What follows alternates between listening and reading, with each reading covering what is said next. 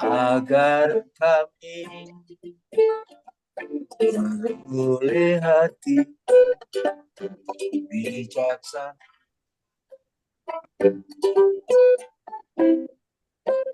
ajar kami Bapa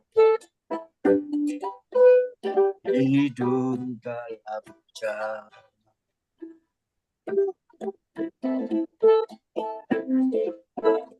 agar semua rencana digenapi.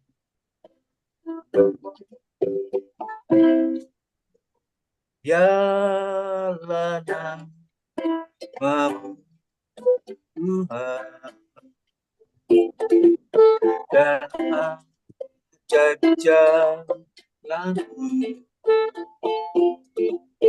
pimpin kami di setiap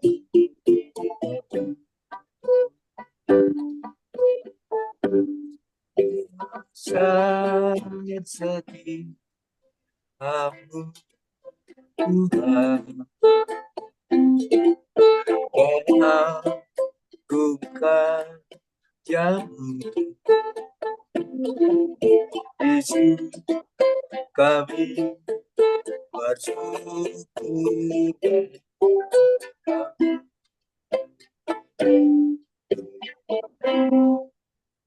Biarlah namamu Tuhan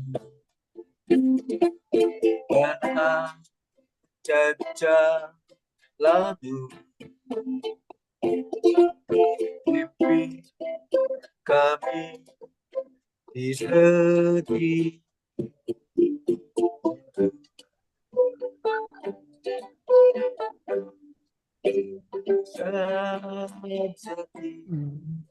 kamu Tuhan, agung lakah yang Yesus kami bersyukur.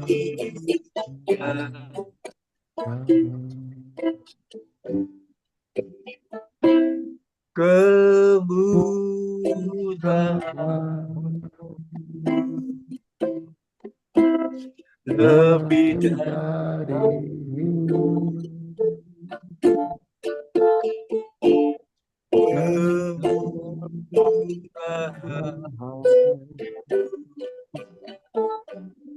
lebih dari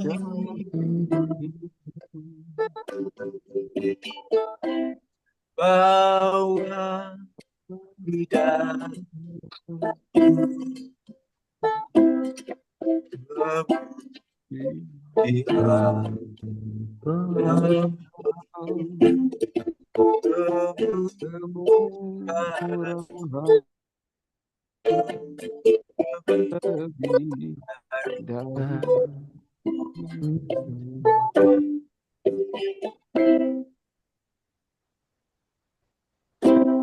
ya Pak. Oke, alright. Selamat siang semuanya, teman-teman Kompak Siang Lovers yang sudah bergabung di virtual Zoom ini. Untuk diketahui bahwa Kompak Siang ini diselenggarakan setiap hari Senin sampai Kamis saja, mulai dari jam 13.00. Apa itu Kompak? Kompak adalah komunitas sepakat.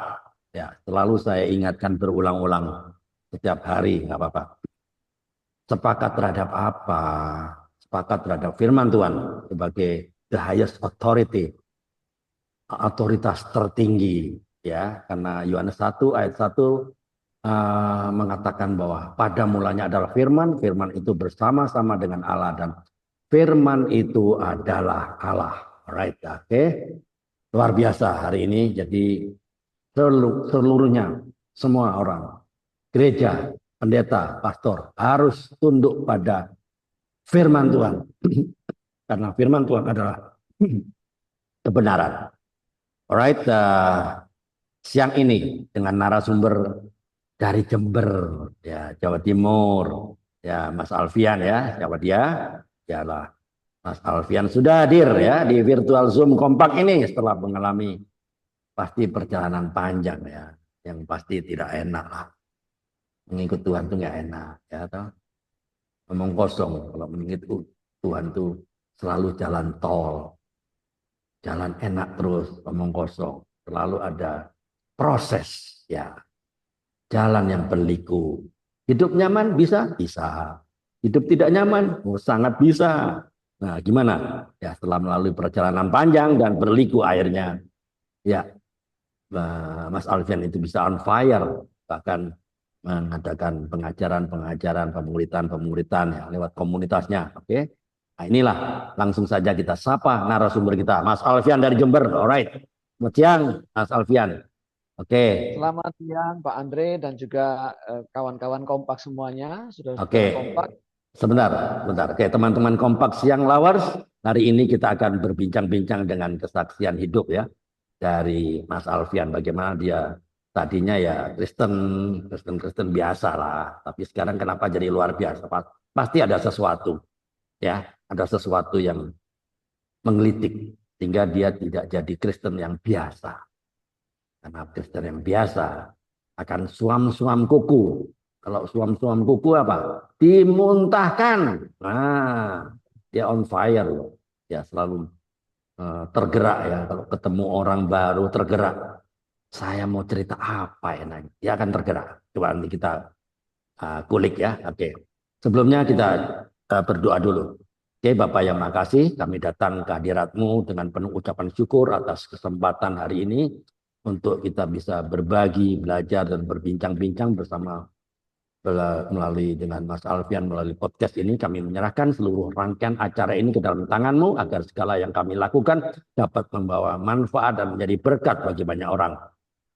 Khususnya kami berdoa untuk narasumber kami, Mas Alfian. Kiranya Engkau memberkati beliau dengan hikmat dan dalam menyampaikan pengalaman-pengalaman akan menginspirasi kami semua. Ya, Tuhan pimpinlah setiap percakapan agar berjalan dengan lancar dan penuh makna. Jauhkanlah kami dari gangguan-gangguan baik teknis maupun lainnya dan biarlah nama-Mu saja yang dipermuliakan melalui podcast ini. Saya percaya bahwa podcast ini bisa berjalan dengan lancar dan penuh berkat. Di dalam nama Tuhan Yesus Kristus kami berdoa. Amin. Alright, langsung saja seperti biasa, tidak lupa saya sapa yang saat ini sedang menyaksikan tayangan ini di YouTube channel ini. Saya melihat sudah ada berapa ini? 21 baru 21 orang loh. Ya, meskipun di virtual Zoom ini baru 3 orang, nggak apa-apa. Yang di YouTube live streaming ada 22 sekarang. Nah, tambah 2 kan, tambah 1 lagi. 22 orang. Ya, oke. Jangan di skip karena sayang jika podcast ini dilewatkan karena orang dunia bilang apa? Tak kenal maka orang dunia bilang apa? Tak kenal maka tak sayang. Tapi Alkitab nggak menulis seperti itu loh, ya toh. Umatku binasa karena tidak mengenal Allah. Nah, di mana ayatnya? Masih ingat? Tak kenal maka binasa loh. Alkitab bilang, enggak, tak kenal maka tak sayang. No, itu orang dunia. Alkitab enggak bilang tak kenal maka tak sayang. Tak kenal maka binasa. Masih ingat ayatnya di mana? Hosea 4 ayat 6. Oke, thanks God. Kita semua sudah mengenal Allah ya. Semuanya taat melakukan perintahnya. Amin. Ya. Yang tidak taat nggak ada di sini orangnya. Yang tidak taat itu ada di negara sana loh, ya jauh negara kutub sana. Ya pokoknya di sini orangnya baik-baik saja. Amin. Dan kepada narasumber siang ini ya Mas Alfian, welcome to the room of revival and room of reform. Selamat datang di ruang kebangkitan dan ruang reformasi. Dan untuk teman-teman di virtual Zoom ini maupun yang sedang menonton YouTube channel ini, saya harus memastikan bahwa bagi Anda yang sedang melihat YouTube ini, jangan lupa untuk tekan tombol subscribe, comment, like, and share. Agar ada banyak orang yang diberkati. Seperti yang diperintahkan di Matius 28, 19 sampai 20 dan Markus 16 ayat 15 dan Kisah 1 ayat 8. Oke, Mas Alfian, izinkan saya share satu firman Tuhan buat kita semua ya. Oke. 2 Samuel 22. 2 Samuel 22 ayat 1 sampai 51 panjang ya, catat aja lah. 2 Samuel 22 ayat 1 sampai 51. Panjang tuh ya. Nggak usah saya baca lah, nanti baca sendiri. Itu saya dapat pagi ini ya. Ya, perikopnya lah pertolongan Tuhan ya. Karena ayatnya panjang ya. Catat aja lah 2 Samuel 22 ayat 1 sampai 7 ya. Masih ingat kan? Daud berkali-kali mengalami pertolongan Tuhan, lolos dari kematian. Bahkan digambarkan hidup dalam gelora maut ya. Tali-tali dunia orang mati yang membelit ya. Ya, sejak muda ia memang seorang penggembala domba 2-3 ekor ya. Yang sering menghadapi apa? Singa dan beruang. Lalu ia mengalahkan Goliat, si raksasa orang Filistin yang sangat ditakuti loh. Ya, dalam peperangan ia selalu berada di garis depan loh, si Daud itu. Kemudian dia selalu dikejar-kejar oleh Saul ya. Untuk apa? Dibunuh. Lalu ia harus berlari-lari dari pemberontakan Absalom, anaknya sendiri loh. Dalam semuanya itu, Daud menjadikan Tuhan sebagai tempat perlindungan dan gunung batu keselamatan. Pertanyaannya sekarang. Ya, dengar baik-baik. Kenapa Daud bisa seperti itu? Ya, itu semua karena Daud bergaul erat dan ada relasi yang intim dengan Tuhan. Kalau nggak bergaul dengan erat, bisa. Ya, ancaman maut itu kan adalah sebuah kenyataan, ya nggak? Bisa terjadi kapan saja. Namun saya percaya pertolongan Tuhan itu juga nyata dalam waktu yang tepat dan tidak pernah terlambat atas hidup Anda dan saya. Katakan, amin. Oke, mari kita jaga terus ya relasi kita dengan Tuhan ya. Ya, perhatikan saya ke depan. Perhatikan baik-baik. Prayer is meant for us to have close relationship with God, not an ATM card to withdraw God's blessing. Ya, doa adalah sarana kita untuk bergaul erat dengan Tuhan. Dan bukan sekedar kartu ATM untuk menarik berkat-berkatnya Tuhan. No. Itu sarana kita untuk bergaul erat. Ayo, mulai mikir ya, mikir. Oke, alright. Mari kita simak bersama ya. Bagaimana ceritanya Mas Alfian dari Jember ini ya. Mengenai pelayanannya. Oke, saya mau kasih ada Pak Desemnya. Shalom. Selamat siang Pak Desem. Shalom. Shalom. Ya, mantap. Pak Sudaryono. Selamat siang Pak Sudaryono. Sudaryono dari mana ini? Selamat siang, Pak. Selamat siang Pak. Dari mana Pak Sudaryono? Dari Tangerang. Tangerang. Oh, oke. Dapat dari mana nih link Zoom-nya? Saya suaminya Bu Epi. Saudaranya Bu Happy Manulang kah? Iya, suaminya. Oh, yang stroke itu Mas Yono itu ya? Iya. Ya. Oke, selamat bergabung. Itu Pak Ibu Happy-nya lagi ada pelayanan ya? Lagi gosok. Oh, lagi gosok. Ya, oke. Oke, selamat siang Pak Yono. Oke, ini ada 1789 ini. Siapa ini? Shalom, 789. Halo, nggak monitor dia.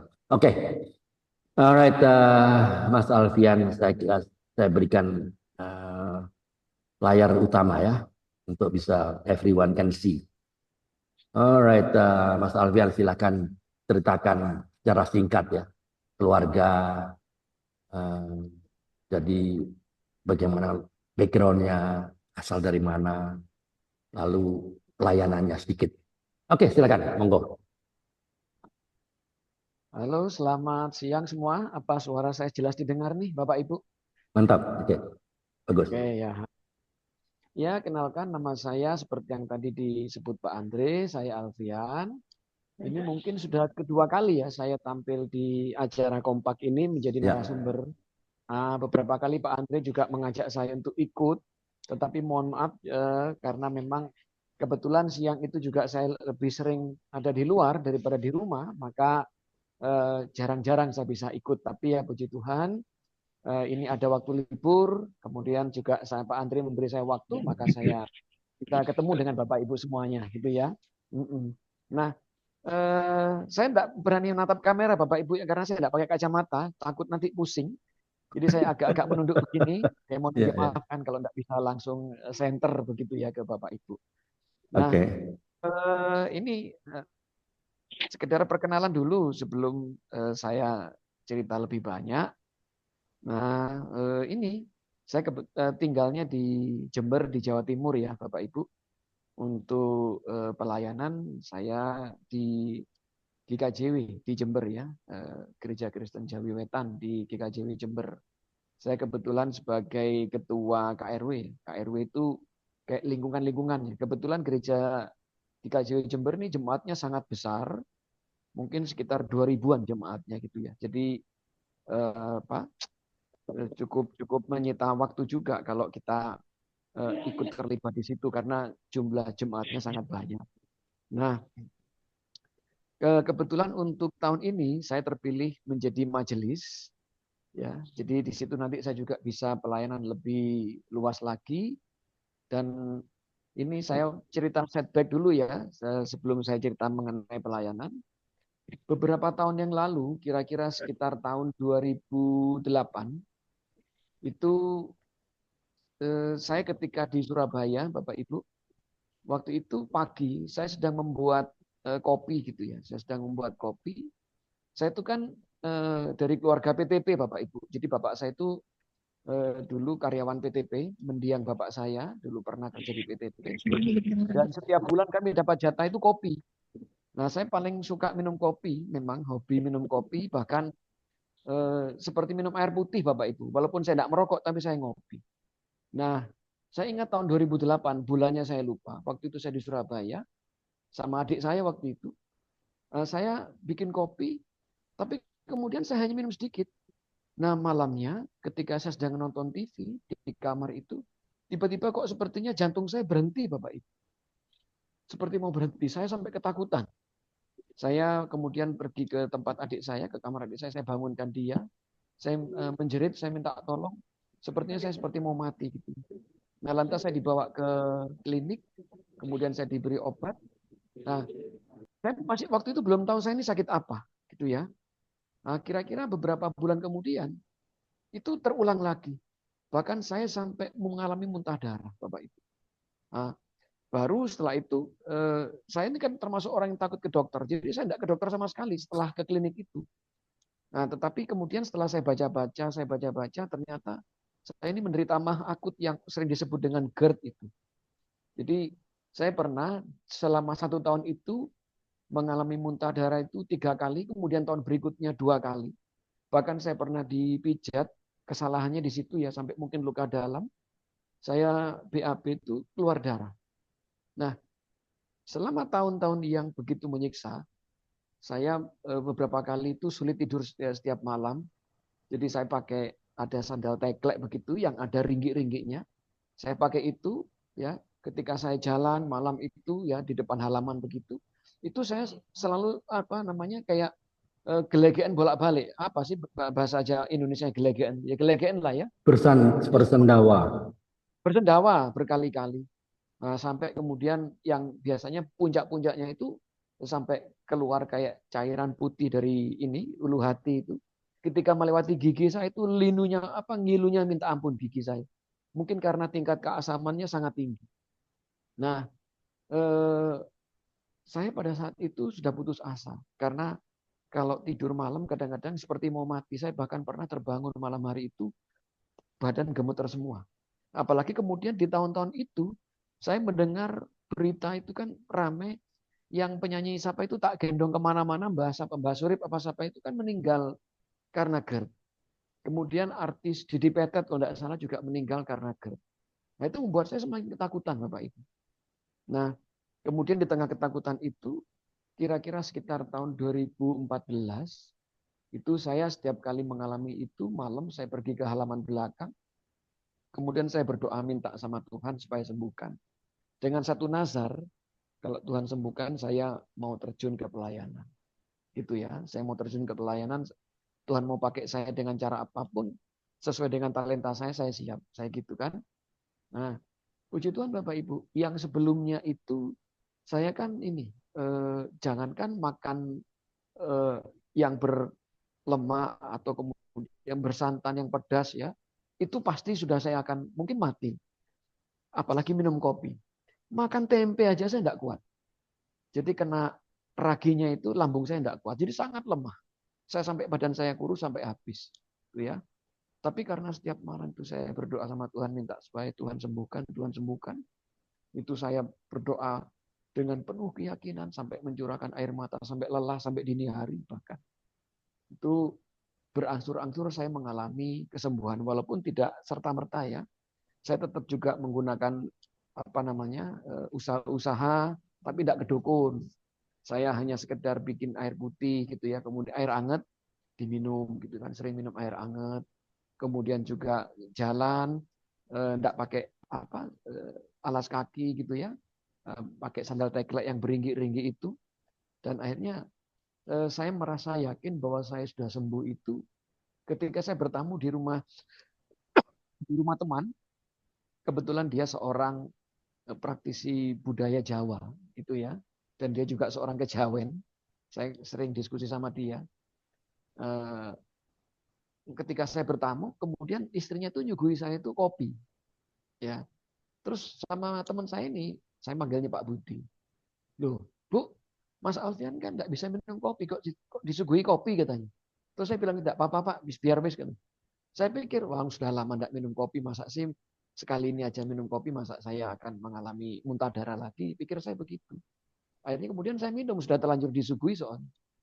Saya tunggu-tunggu sampai sore, sampai malam, kok enggak apa-apa. Sejak saat itu saya percaya bahwa Tuhan sudah sembuhkan. Amin. Bahkan hari ini, Ya, hari-hari sebentar, ini, sebentar, sebentar. ya Pak, Itu penyakit GERD itu diderita sejak kapan? Dulu dari kecil tidak bisa makan tempe, tidak bisa kopi atau bagaimana? Sejak enggak, kapan ya? GERD itu perkiraan Pak sejak tahun 2006 Pak, tapi waktu itu tidak saya rasakan, gitu Pak. Jadi saya tetap minum 2006. kopi setiap hari ya. Ya, Puncak-puncaknya tahun 2008 itu ketika saya di Surabaya. oke. Jadi Itu yang saya merasa jantung. sebelum itu oke ya. Jadi minum kopi kah, makan tempe kah, nggak ada apa-apa ya? Oh, sebelumnya enggak apa-apa. Oke, Tapi setelah tahun 2008 itu, ya, apalagi setelah saya muntah darah itu, Pak, makan tempe aja enggak bisa. Sehingga saya oke, setiap hari makan bubur, kemudian kasih wortel yang dipotong tipis-tipis tuh. ya, oke. Jadi intinya Tuhan rupanya apa em, memakai ya cara penyakit itu supaya ngerti bahwa kamu harus bergantung dengan saya. Ya, kebetulan eh, kenanya tahun 2006 ya. Awalnya 2000, 2006, tapi tidak saya rasakan. 2006. Ya, Ah, itulah.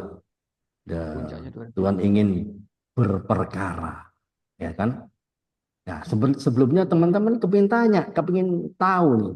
Ini Iya. dasarnya itu basicnya keluarga Mas Alfian dari kakek, nenek, orang tua itu memang sudah percaya Tuhan atau gimana?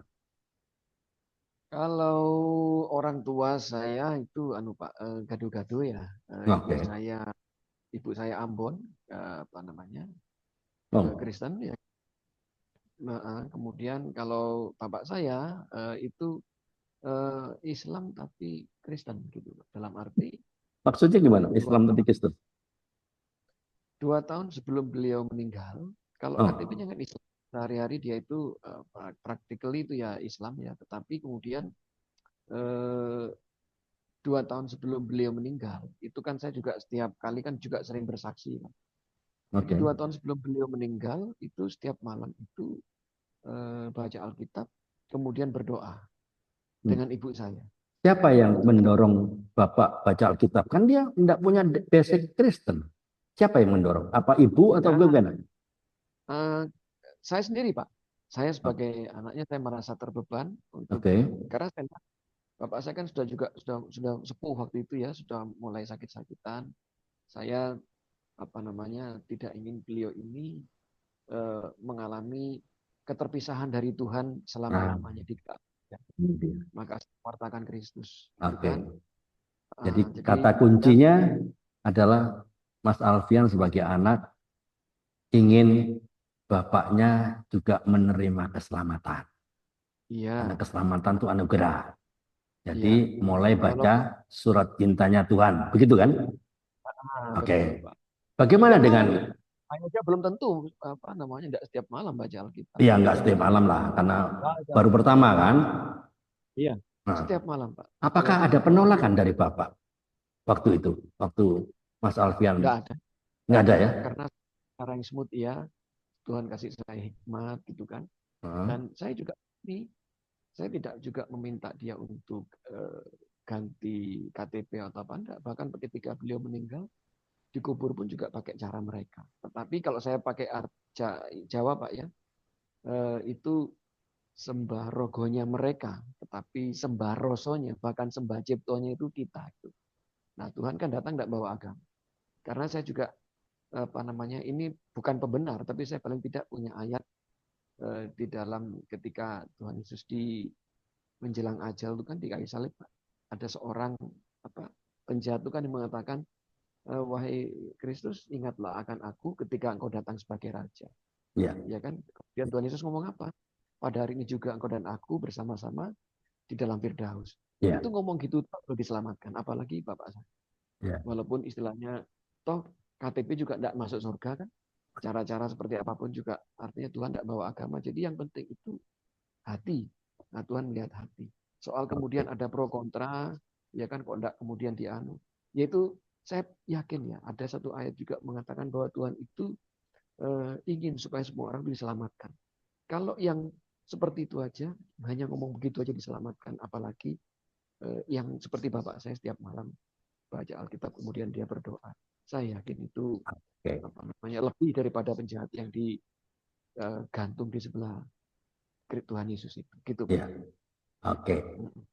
Bagaimana dengan saudara-saudaranya Bapak?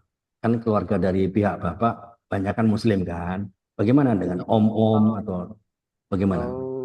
Kalau saudara-saudara masih di mereka, Pak, tetapi mereka ini ya masih agama seberang.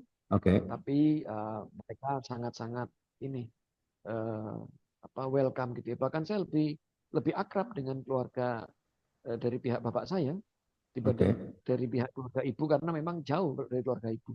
Kan di Kalimantan, Pak, rata ada yang juga di Jakarta. Sementara kalau bapak saya kan di Jember sini aja. Jadi lebih mudah dijangkau gitu, Pak. Oke. Jadi intinya nggak ada tantangan atau masalah ya dari keluarga om-om, tante-tante, oke ya? Tidak ada masalah. Kalau Tuhan sudah berkenan akan jalan hidup seseorang kan, musuh orang itu pun diperdamaikan dengan dia kan. Iya. Gitu. Oke, alright. Tuh. Oke. Keluarga kandung Mas Alfian berapa orang? Saya hanya dengan adik saya, Pak. Adik saya berdua aja ya? Berdua, dia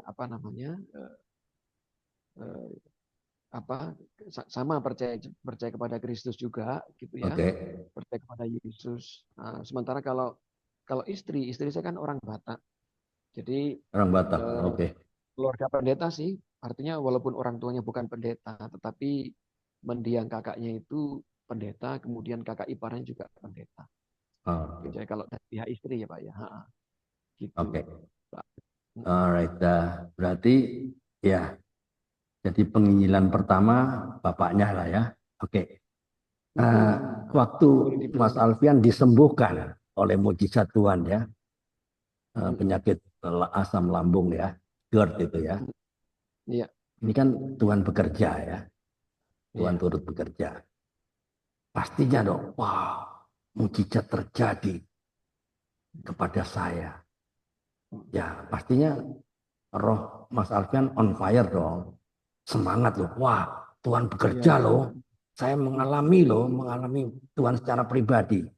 Lalu apa yang terjadi? Apakah Mas Alfian lebih on fire lagi untuk menceritakan kebenaran pada teman-teman yang belum kenal? Ya, ceritakan. Iya. Kalau untuk menceritakan, ya Pak, saya lakukan. Hmm. Tapi ketika saya mengalami kesembuhan itu, saya juga sebetulnya sama dengan orang-orang lain ya. Kalau kita sudah ada di zona nyaman, kadang-kadang kita lupa. Nah, ketika saya sembuh itu, ya kan, saya Ya. tetap melakukan, saya tidak seintens mungkin seperti Oke. yang saya janjikan kepada Tuhan pada saat saya sakit. Jadi Ya. saya juga mengalami posisi jatuh bangun ya. Ya. Nah, tetapi kemudian saya diingatkan lagi ya melalui beberapa peristiwa gitu ya, melalui beberapa ini kejadian sehingga saya Oke. coba untuk diingatkan lagi sama Tuhan. Bahkan saat-saat ini kan saya juga diingatkan sebetulnya Pak. Jadi saya mengalami krisis keuangan yang cukup luar biasa saat-saat ini. Saya terjebak pinjol Pak. Jadi Oke. saya terjebak pinjol. Usaha saya, bisnis saya dijual beli mainan pada saat itu, yang online di salah satu online ya, media online itu mengalami kebangkrutan. Jadi kemudian saya benar-benar mengalami keadaan terpuruk. Tetapi di saat-saat seperti ini pun Tuhan pelihara. Artinya saya tidak sampai kemudian merepotkan orang lain ya. Artinya minta makan ke orang lain tidak bisa. Setiap hari menghidupi keluarga bisa, Pak. Puji Tuhan. Bahkan kalau saya mau bersaksi, beberapa bulan yang lalu saya sempat nyalami, waktu itu uang saya tinggal 40.000 di dompet ya. Malam itu uang tinggal 40.000, sementara besok mau apa juga enggak tahu. Ya, tapi waktu itu istri saya bilang, Pak gimana ini? Uang tinggal 40.000. Besok kita mau makan apa? Udahlah, enggak usah dipikir, saya bilang gitu Pak ya. Kemudian malam itu karena pengen beli makan, ya udahlah uang 40.000 dibelikan makan. Besok saya enggak tahu dari mana. Nah, ketika saya nyampe rumah, HP kan waktu itu saya tinggal, Pak. Ini kesaksian. Setelah nyampe rumah, ada telepon masuk. Ternyata itu dari sepupu saya. Dari sepupu saya, dia tanya, Bude minta nomor rekeningmu katanya. Waktu itu WA. Loh, kok ada minta nomor rekening? Saya kasih nomor rekening, Pak. Nomor rekening Mungkin saya. rekening listrik gitu, Pak. Maksudnya rekening listrik, Pak. Setelah itu Bercanda. saya kasih. Saya dikasih, waktu itu ditransfer 500.000, Pak. Puji Tuhan. Beberapa minggu yang lalu juga pernah ada kami kekurangan uang 2 juta untuk SPP anak kami yang kuliah di Bali ya, di Udayana. Kurang 2 juta. Ya, kami tidak punya uang sama sekali. Nah, kebetulan istri saya kan sering nyanyi di TikTok, Pak. Dia kemudian karena punya akun TikTok ya, ada yang senang gitu loh, Pak. Ada seorang ibu-ibu, dia senang, kemudian minta nomor rekening juga, DM minta nomor rekening. Ditransfer 2 juta, Pak. Jadi, padahal waktu itu kurang berapa hari gitu loh, Pak. Kami tidak punya uang sama sekali. Harus ada uang 2 juta untuk bayar SPP, kalau enggak nanti tidak bisa ikut ujian atau apa gitu. Nah, kita hanya hidup dengan iman, kemudian setelah itu kita mendapatkan transferan 2 juta dari orang yang senang karena lihat istri saya nyanyi lagu rohani memang pada saat itu di TikTok. Ya. Gitu, Pak. Oke, teman-teman, kalau ada yang mau bertanya, silakan buka mikrofonnya dan boleh bertanya karena ini podcast ya.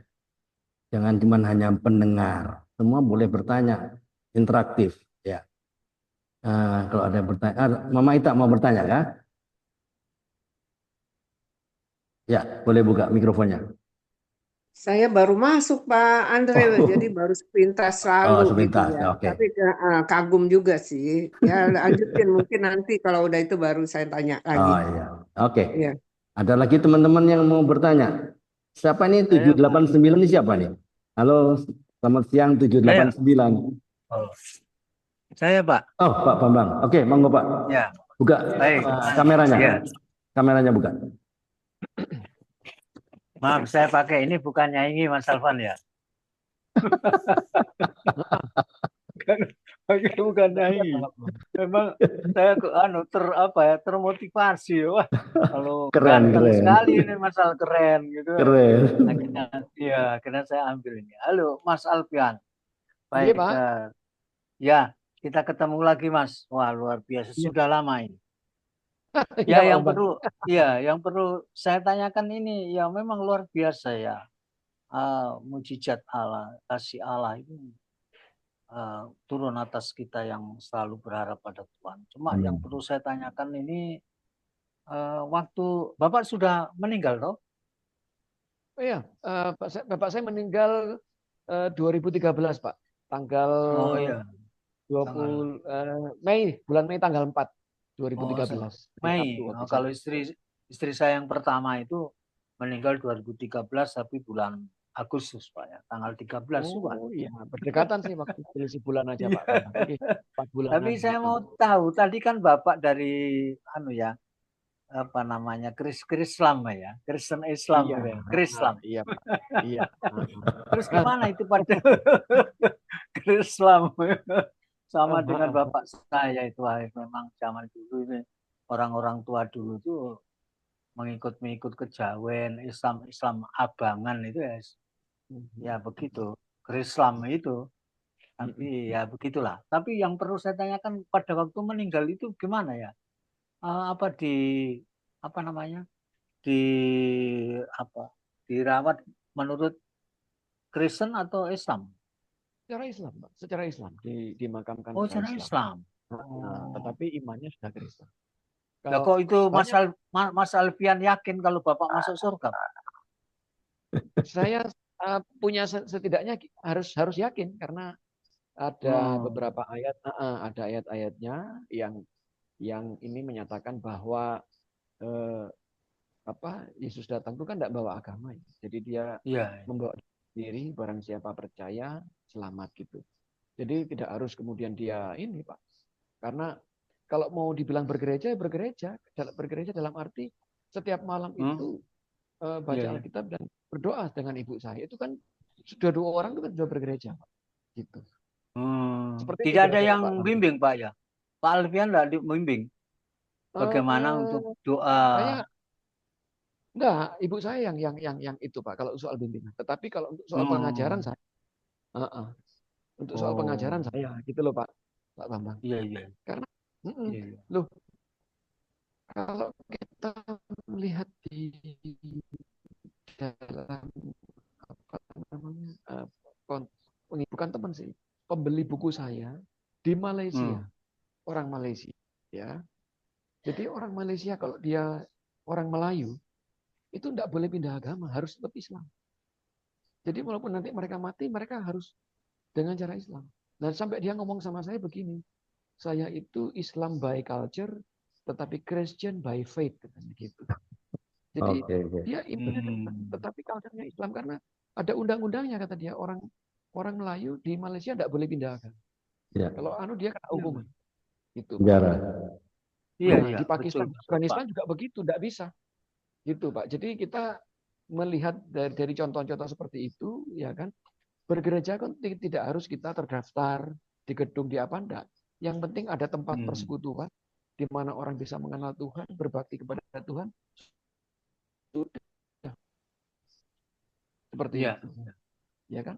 Kalau yang sudah bersekutu saja, yang kalau enggak sempat bersekutu saja, seperti penjahat itu dia Tuhan bilang, hari ini juga engkau dan aku bersama-sama di Firdaus.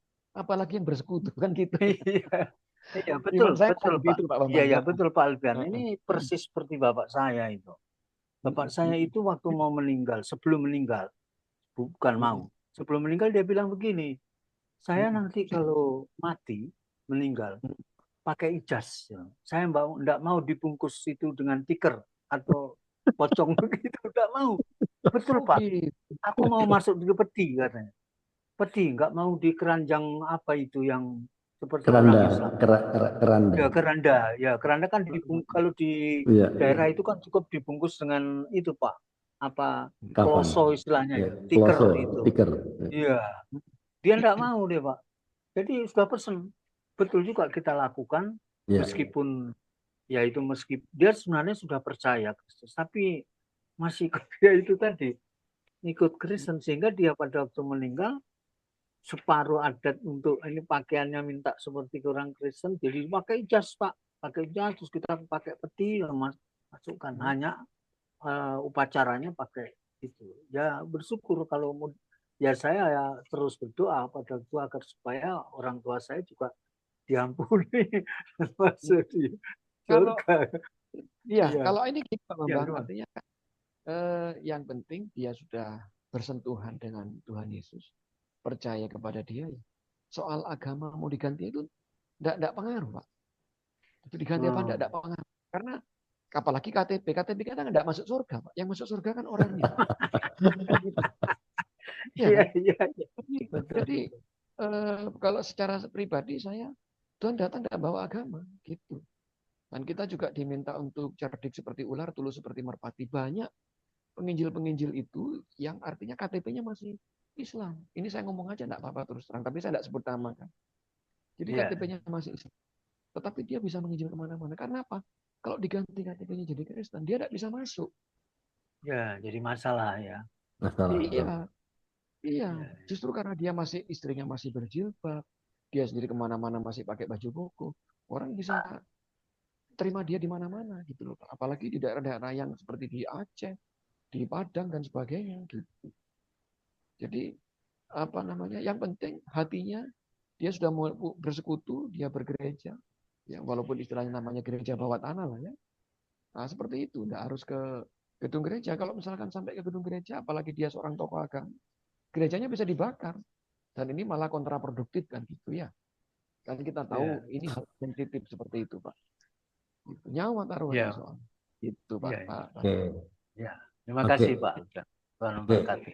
Alright, terima kasih Pak Bambang. Oke, ada yang mau bertanya lagi? Ada Pak Andre saya. Oh iya, Mama Ita. Oke, silakan. Iya, salam kenal Pak Alfian. Ya, saya sangat dapat pengetahuan yang begitu bagus, begitu baik lah, begitu pola pikir kita akhirnya dibukakan lagi tentang apa ya, penginjilan yang tadi, yang saya tangkap yang di belakang ini penginjilan, tapi KTP-nya masih KTP seberang, dia masih pakai baju koko dan sebagainya. Justru itu yang bisa masuk ke daerah-daerah ya tertentu hingga dapat menjangkau jiwa-jiwa gitu ya Pak ya. Nah pertanyaan saya begini ya, apakah juga Pak Alfian seperti itu ikut terjun seperti yang Bapak katakan ya, seperti itu dulu. Itu aja pertanyaan saya Pak Alfian. Iya. Kalau saya memang Bu, tidak pernah menjadi Muslim ya. Saya sejak lahir memang sudah dididik oleh ibu saya secara Kristen. KTP saya juga Kristen, gitu kan. Nah, tetapi saya cukup mengenal beberapa orang yang artinya dia itu sudah Kristen, walaupun KTP-nya masih yang sana, gitu ya. Nah, kemudian kalau saya kemudian menginjil dengan cara mereka, saya belum. Karena memang saya tidak bisa berpura-pura bahwa saya itu mantan. Enggak bisa. Karena memang saya belum pernah jadi mereka. Dan tidak akan pernah jadi Islam gitu kan. Iya. Nah, tetapi kalau kemudian saya artinya berdiskusi dengan cara diskusi, dengan cara tukar pikiran gitu. Bukan debat ya Bu ya. Saya dengan cara diskusi itu hampir setiap hari saya lakukan. Bahkan saya juga punya channel YouTube ya, namanya Manembah Rasa Ministry, itu berisi beberapa pengajaran yang saya tahu gitu Bu ya. Kemudian saya bikinkan channel YouTube-nya. Monggo bagi yang mungkin ini bisa subscribe di link channel YouTube saya sekalian promosi. Seperti itu. Jadi isinya hanya pengajaran-pengajaran Bu. Nah, makanya kemarin tuh Pak Andre juga bilang, Mas, sampean kalau nanti ini bikin acara sendiri yang temanya pengajaran. Nanti kita juga undang teman-teman kompak dan juga teman-teman sampean sendiri, komunitas sampean. Oke, siap Pak, saya bilang begitu. Jadi ini lain Bu. Kalau saya lebih banyak diskusi begitu. Oke, iya Pak itu. Ada lagi ini yang saya mau tanyakan lagi Pak Alfian ya. Ya, kira-kira tuh Bapak tuh bergerak di penginjilan ini atau bagaimana? Bergerak di bidang penginjilan ini atau bagaimana? Atau Bapak bisa perlihatkan daerah-daerah mana yang seperti tadi Bapak ceritakan loh. Buat saya awam sekali. Daerah itu yang mana yang seperti Bapak ceritakan tuh yang yang fanatiknya, tapi bisa dijangkau, dimenangkan dan sebagainya gitu loh Pak. Mungkin Bapak mengenal ada beberapa teman-teman Bapak dari tadi yang Bapak katakan. Itu Pak. Iya. Bu, kalau untuk saya menyebutkan nama tempat atau daerah, agaknya ini kan karena ditonton banyak orang Bu ya, karena ini kan sifatnya bawah tanah, jadi saya tidak bisa ngomong Oh gitu, iya iya. Ya, kecuali nanti di grup ya kan, saya bisa Ibu WA nanti ke saya, DM begitu, saya bisa ceritakan gitu ya. Tapi yang kalau saya hanya ngomong di permukaan, itu di beberapa wilayah di Jawa ini sudah ada. Bahkan kalau bikin acara Natalan pun itu ya, itu kalau sekedar ngumpul itu jadi satu jemaat bisa Bu, sampai ratusan orang gitu. Tapi KTP-nya masih, tapi sudah bikin acara Natal. Ada seperti itu, ada gitu ya. Nanti kalau mau tahu tanya di wilayahnya di mana, nanti Ibu WA saya. Nah, WA saya di grup kompak. Japri. Nah, DM saja. Ya, DM saja. Kalau di sampaikan di sini YouTube saya kena ban nanti. Bukan iya. Take down ya. Karena ini YouTube saya yang kedua ini. YouTube saya yang pertama sudah 1000 lebih. Nah ini jadi YouTube saya kedua ini 0 lagi kan. Tadi artinya ya banyak subscriber saya banyak ya. Tapi karena ada salah satu peserta yang ya bicara spesifik itu tidak boleh karena dari pihak YouTube itu dia monitor, ada yang menyinggung langsung di take down, saya punya 0 lagi. Ya. Begitu ya, ada dampaknya ya. Ada dampaknya ya. Jadi hati-hati memang. Iya. Lagi pula ini kan bicara strategi Bu. Ya, strategi kan tidak boleh diumbar-umbar di depan publik Bu ya. Kalau di iya. Ya. Kamu cerdik seperti ular, tulus seperti merpati. Jadi kalau sekedar tulus tok tapi tidak cerdik ya kita akan jadi korban. Tapi cerdik saja, tidak tulus, nanti akhirnya kita malah ngakal-ngakali orang kan gitu Bu. Jadi cerdik dan tulus dua-duanya itu pesan Tuhan buat kita semua. Gitu, iya. Iya, itu aja Pak Alfian, tapi saya kagum benar. Jadi bertambahlah pengetahuan saya. Ya, silakan Pak Andre. Oke, alright. Oke, teman-teman, jika ada yang mau bertanya, jangan malu-malu. Silakan buka. Nanti begini ya, Bapak Ibu semuanya.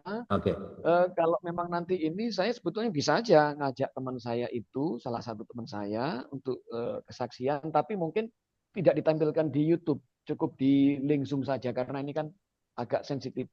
Kalau kepengen tahu pergerakannya bisa. Bisa. Nanti saya bisa. Sekali lagi nih Pak Andre mau tanya, Pak Alfian sebenarnya tinggal di mana?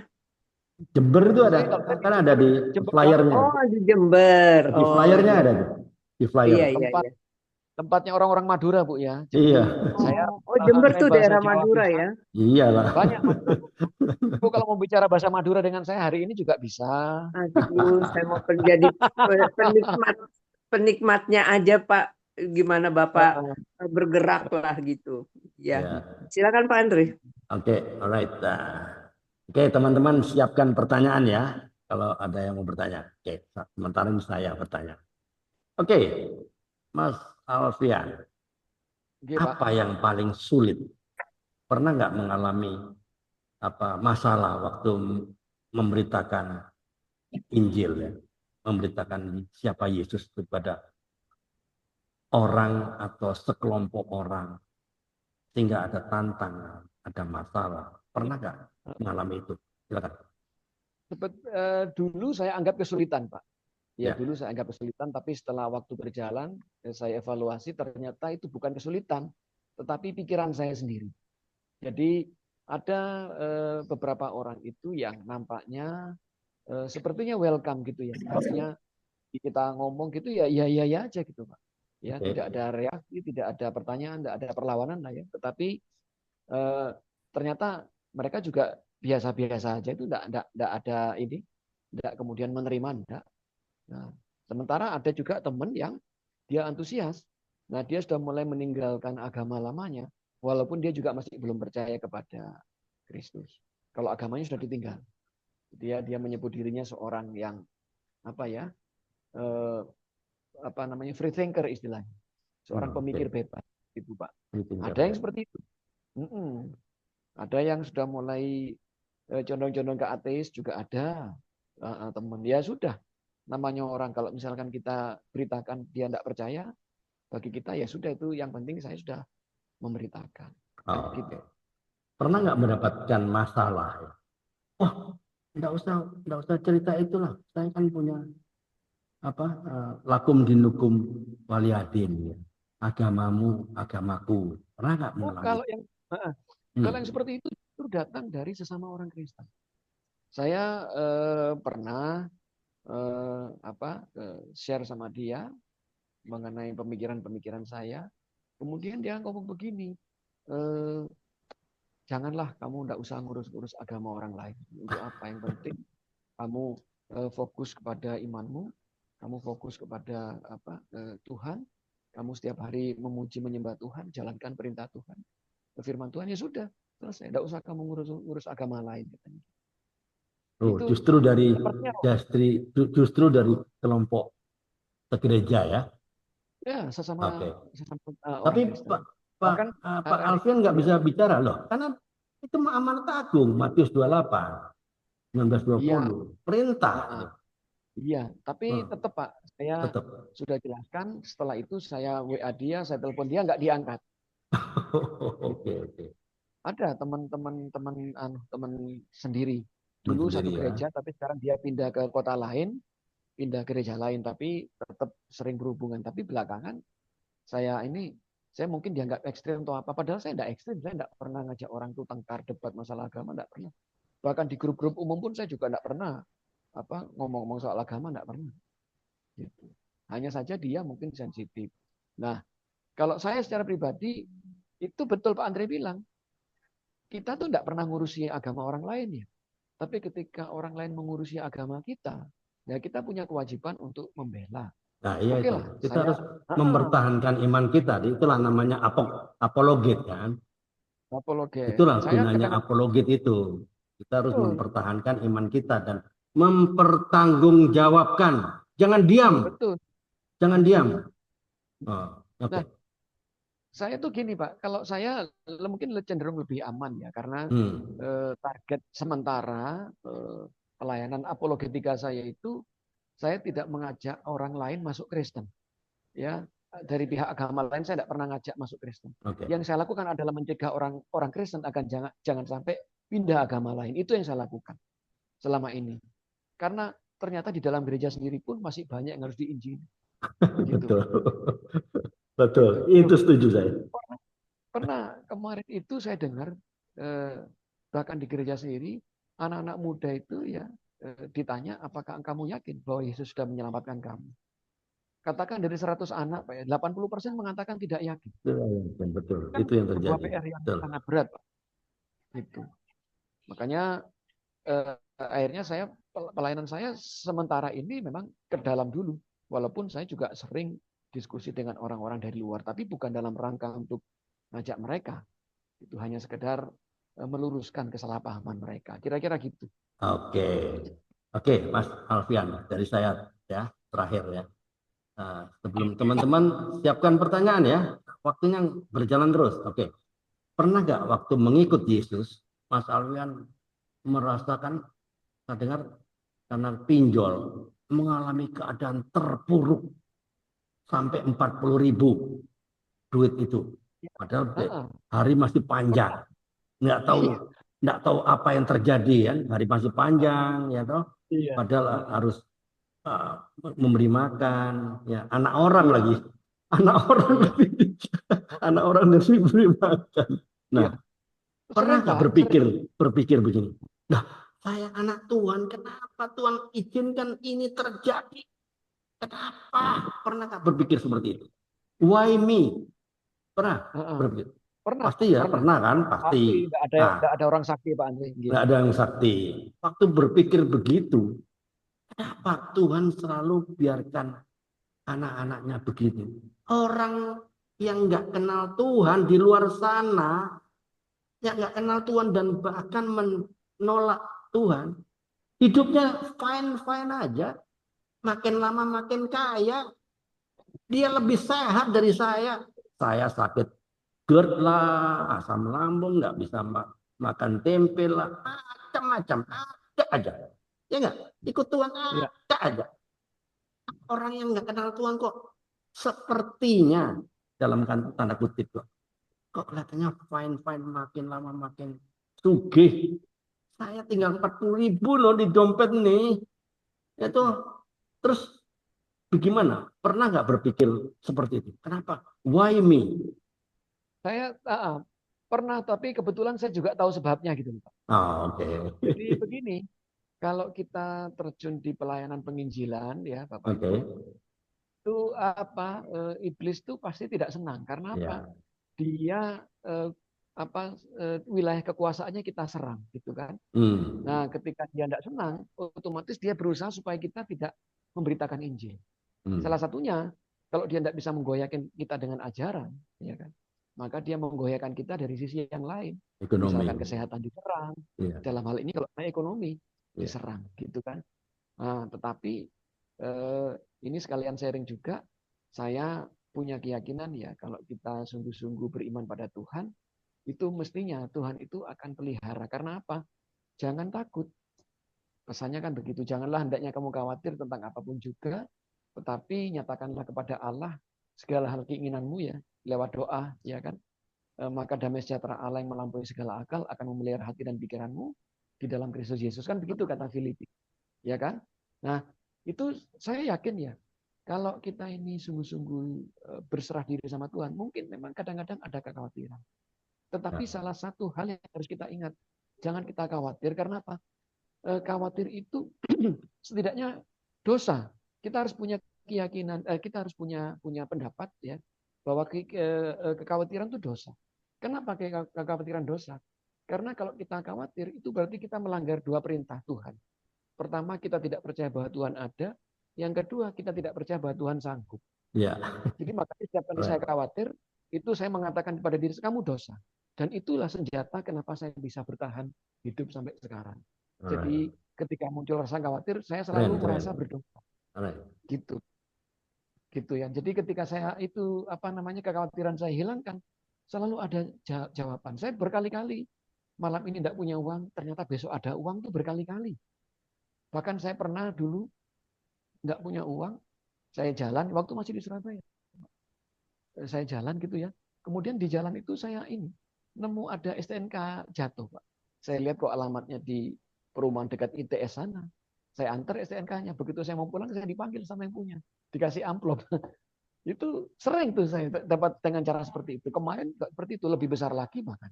Kurang 2 juta. Beberapa hari saya harus punya uang 2 juta untuk SPP anak saya yang kuliah di Udayana. Tapi kemudian Tuhan kasih jawaban lewat orang digerakkan hatinya untuk ngirim. Gara-gara senang lihat istri saya nyanyi di TikTok. Lagu rohani kebetulan. Seperti itu berkali-kali, Pak. Seperti itu. Oke. Alright. Ada yang mau bertanya? Halo Om. Ya. Halo Pak. Mas Yono. Oke, silakan Mas Yono. Ya, saya mau tanya sama Pak Alfian. Ya, iya Pak. Silakan. Ini orang Jember nih Pak. Alfian orang Jember nih. Nah, silakan. Ya. Saya mau nanya Pak, Bapak kan keluarganya dari ada yang Islam ada yang Kristen ya? Iya. Ada nggak yang sekarang udah ikut Kristen, udah ada belum Pak? Ada satu. Soal keluarga. Keluarga saya Bapak saya. Kenapa? Ya, soalnya keluarga saya ada 4 Islam, 4 Kristen Pak. Oh gitu. Iya. Saya pada haji semua Pak. Oh gitu. Iya. Ada Pak.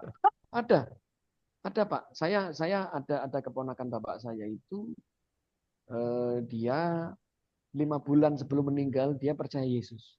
Jadi dia telepon saya bolak-balik minta supaya diajak ke gereja. Ya sudah saya ajak ke gereja. Kemudian kebetulan waktu itu ada dari tim misi datang ke gereja kami.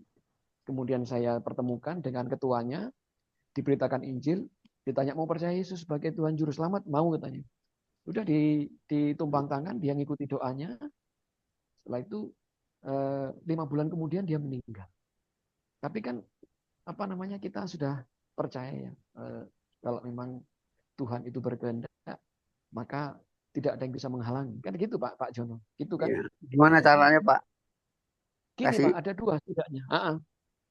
Nanti gini ya, kalau mungkin dalam waktu yang singkat ini saya hanya sekedar menjelaskan prinsipnya. Tetapi kalau untuk bagaimana caranya, strateginya nanti mungkin bisa kita sambung lagi pada pertemuan-pertemuan berikut ya. Tapi mungkin lebih enak tidak disiarkan di YouTube karena ini sifatnya pribadi menyangkut strateginya. Tapi yang jelas gini Pak, yang pertama kita harus membekali diri dengan pengetahuan yang benar ya mengenai ortodoksi iman Kristen, konsep-konsep iman Kristen. Karena ini penting untuk kita bisa menjelaskan ke orang lain, gitu kan? Terus yang kedua, dengan kita berdoa. Karena kalau misalkan kita hanya memberitakan firman tanpa doa, itu seperti kita menjalankan mobil tanpa bensin. Karena doa itu seperti bensinnya, Pak. Yang menggerakkan hati kita juga menggerakkan hati orang lain. Nah, tugas kita tuh kan hanya menaburkan firman Tuhan. Ya, katanya Rasul Paulus, tugas kita itu hanyalah menanam dan menyiram. Tetapi Roh Kuduslah yang memberikan pertumbuhan. Jadi Roh Kudus nanti akan menggerakkan hati orang itu untuk percaya. Gitu. Jadi Bapak tidak usah takut, tidak usah khawatir. Asal Bapak punya satu misi dengan Tuhan, pasti nanti akan Tuhan jawab kerinduan Bapak itu, sehingga satu keluarga nanti semuanya menjadi percaya. Tidak harus menjadi orang Kristen, Bapak. Artinya tidak harus beragama Kristen. Ya, kalau memang keadaan tidak memungkinkan, kita cerdik seperti ular, tulus seperti merpati. KTP tidak usah diganti, tidak apa-apa. Yang penting kita bisa kumpul bergereja itu di rumah atau di mana, ya kan? Sedikit orang begitu, kita bisa memuji Tuhan, kita mendengarkan sabda Tuhan, kita mempraktikkan kehidupan sehari-hari lewat tuntunan firman Tuhan, itu sudah cukup. Gitu. Ya. Ya, tapi, okay. Ya, tapi keluarga saya sih Pak, semuanya nggak fanatik. Natalan pun dia ikut, datang Natalan gitu. Dia salaman-salaman. Apalagi begitu lebih enak, Pak. Lebih enak nanti kita ini kan Pak ya, lebih dalam lagi nanti. Ada Pak, karena gini, wah ini ngomong strategi jadinya saya. Nggak apa-apa. Malah bukan kesaksian lagi, malah pengajaran. Jangan ya Pak. Nanti Pak ya, kita cari waktu ya. Nanti sesi. Japri aja, Japri. Ya, nanti sambung ya Pak ya. Japri aja. Japri aja. Ya, bisa kontak dengan Pak Alfian. Oke. Ya.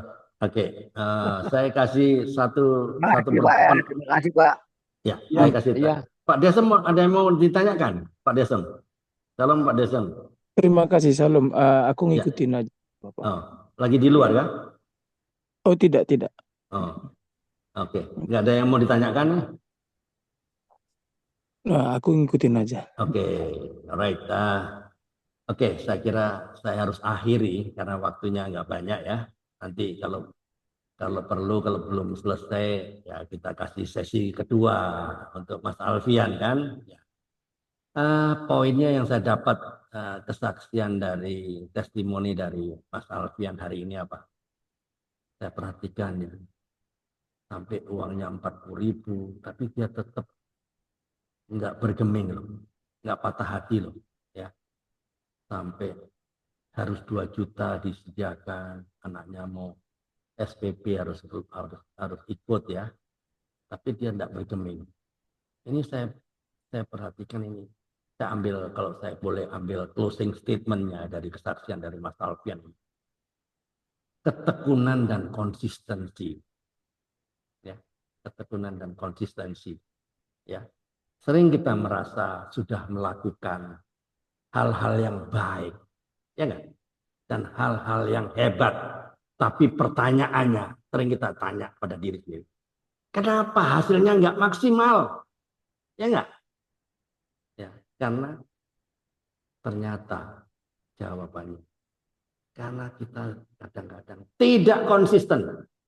Tidak konsisten apaan? Tidak konsisten melakukannya. Kalau mau jawab jujur. Ya, pernah dengar nggak cerita dongeng ini? Cerita dongeng ini tentang perlombaan lari. Seekor kelinci dan seekor kura-kura. Ya. Kelinci dan kura-kura perlombaan lari loh, ya. Siapa yang menang? Ternyata di cerita itu dimenangkan oleh si kura-kura. Loh, kok bisa begitu? Kan kita tanya, kenapa bisa gitu? Kecepatannya berapa kura-kura? Kecepatannya dibanding kelinci. Ini wah, gesit banget ini. Ini ada pesan kuat ya dari dongeng ini ya, dari cerita dongeng ini ya, yang ditekankan oleh penciptanya bahwa ya kecepatan, kekuatan memang dibutuhkan untuk mencapai sebuah keberhasilan. Tapi itu saja ternyata tidaklah cukup. Kita harus punya ketekunan, konsistensi. Ya, selain kita pengharapan, konsistensi dan ketekunan. Inilah yang biasanya anak Tuhan sering jatuh. Tidak konsisten. Kadang-kadang on fire, kadang-kadang males capek besok aja lah, besok. Tunda. Konsisten. Speed and strength are indeed needed to achieve success. But that alone is not enough. We must have perseverance and hope. Itulah. Ya. Memang kecepatan, kekuatan memang diperlukan, dibutuhkan untuk mencapai sebuah keberhasilan. Tapi itu saja tidaklah cukup. Harus punya ketekunan. Kita anak Tuhan dulu. Kita harus tekun dulu. Seperti saya dulu. Seminggu saya nggak bisa lihat ya, nggak bisa baca. Tanpa kacamata nggak bisa baca. Apa saya berhenti minggu pertama? Enggak. Minggu kedua baca tanpa kacamata. Baca Alkitab. Alkitab kan kecil-kecil hurufnya. Nggak bisa. Minggu kedua bisa nggak? Nggak bisa. Saya tekun saja. Saya mengimani ini dongeng kelinci lawan kura-kura. Saya jadi kura-kuranya. Minggu kedua nggak bisa. Minggu ketiga saya baca. Tuh nggak bisa. Mana bisa? Kecil-kecil. Huruf-huruf di Alkitab itu kecil. Bukan Alkitab yang gede yang saya beli. Enggak. Alkitab yang biasa lah. Yang reguler lah. Yang standar lah ya. Nggak bisa baca. Saya nggak bisa. Minggu ketiga nggak bisa. Saya tetap nggak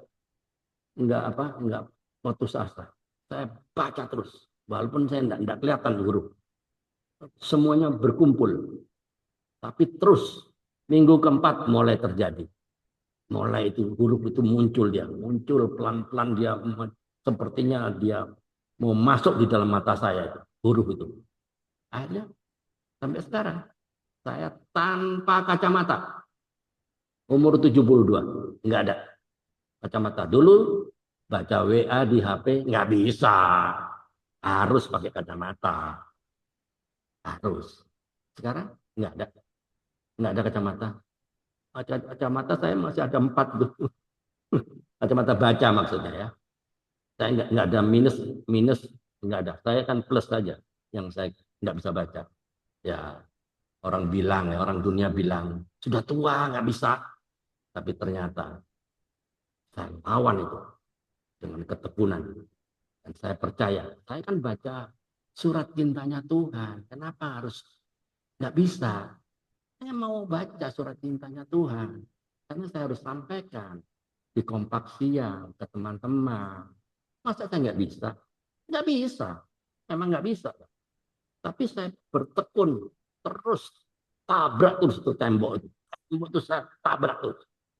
Bolong nggak itu tembok itu? Bolong. Hari itu minggu keempat. Akhirnya sampai sekarang. 2 tahun yang lalu itu terjadi 2 tahun. Sampai sekarang saya nggak kacamata. 2 tahun yang lalu saya tergantung sama kacamata +2. +2 loh. Ya, parah kan? Tapi sekarang nggak ada lagi. Oke, itu aja. Terima kasih. Saya kira saya akhiri ini. Amin. Tuhan Yesus memberkati. Silakan Pak Bambang.